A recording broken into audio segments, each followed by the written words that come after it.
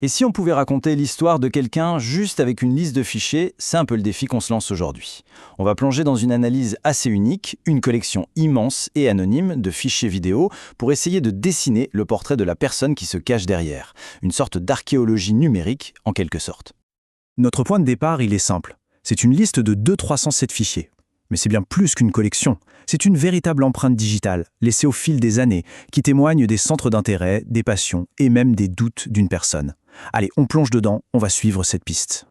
Ce qu'on a là, c'est comme une capsule temporelle. Un dossier brut, sans filtre, qui nous donne un accès quasi direct à l'esprit de quelqu'un, à tout ce qui a pu capter son attention au fil du temps. Le tout premier indice, c'est ce chiffre. 2307 vidéos. C'est énorme. On ne parle pas d'un simple hobby là. C'est une accumulation méthodique, presque une obsession de compiler, de sauvegarder de l'information. Pour y voir plus clair, on regarde la structure. Tout est rangé dans 46 dossiers. Et c'est là que ça devient intéressant, parce que les thèmes sont tellement variés, parfois même complètement contradictoires, que ça esquisse déjà le portrait d'un esprit assez complexe. Commençons par ce qui saute aux yeux en premier, la facette la plus universelle peut-être de cette personnalité, un amour vraiment profond pour le cinéma.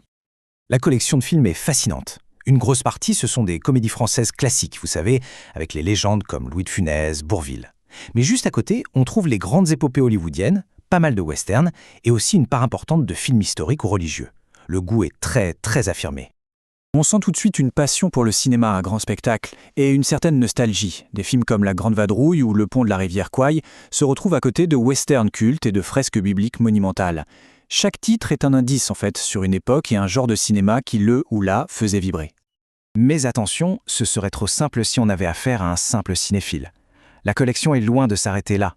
Une autre facette, tout aussi importante, se révèle, une immense soif de savoir. Et là, on bascule complètement. On quitte le divertissement pour entrer dans le monde de la connaissance.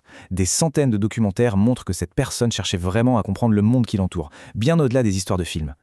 C'est une véritable encyclopédie personnelle en fait. Les sujets vont de l'infiniment grand, la physique quantique, à l'infiniment petit, comme le fonctionnement du corps humain. On trouve de tout. L'histoire des civilisations, des conseils de santé, des explications sur l'informatique, et même une exploration des grandes religions. C'est une curiosité qui part dans tous les sens. Mais cette curiosité ne se limite pas à la science ou à l'histoire ancienne. Le ton change radicalement quand on découvre un intérêt très très marqué pour les conflits mondiaux, la politique et les révolutions. Cette frise chronologique, elle est parlante. Elle montre une attention constante portée aux grands points de bascule de l'histoire contemporaine. De la guerre des 6 jours jusqu'aux événements les plus récents, on sent une focalisation sur les tensions géopolitiques, surtout au Moyen-Orient et en Afrique du Nord. Et justement, 2 zones de conflit ressortent de manière quasi obsessionnelle. D'un côté, une documentation hyper détaillée de la révolution tunisienne, ce qui pourrait suggérer un lien personnel, qui sait. De l'autre, des décennies d'archives sur le conflit israélo-palestinien.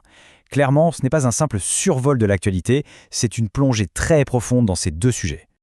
Et c'est ici que le portrait se complexifie encore plus. L'intérêt pour les événements mondiaux commence à glisser d'une analyse factuelle vers une exploration très poussée des théories alternatives et des complots. La tendance est nette, les chiffres parlent d'eux-mêmes. Pour chaque grand événement historique documenté, on trouve 2 fois plus de vidéos qui remettent en question la version officielle.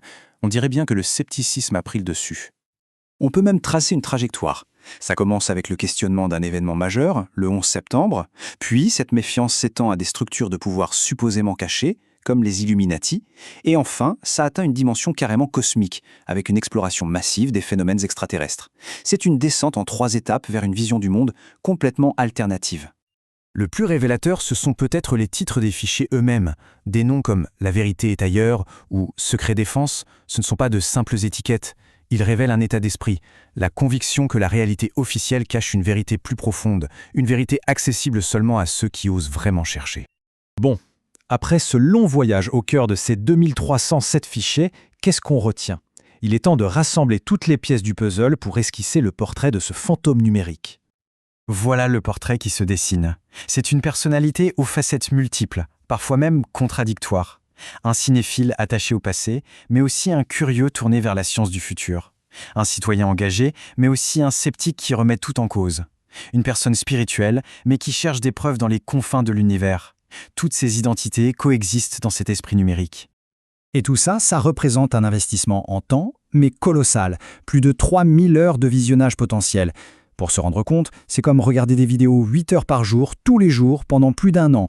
C'est une vie entière de curiosité et de recherche condensée sur un disque dur. Finalement, cette archive, c'est bien plus qu'une liste de fichiers.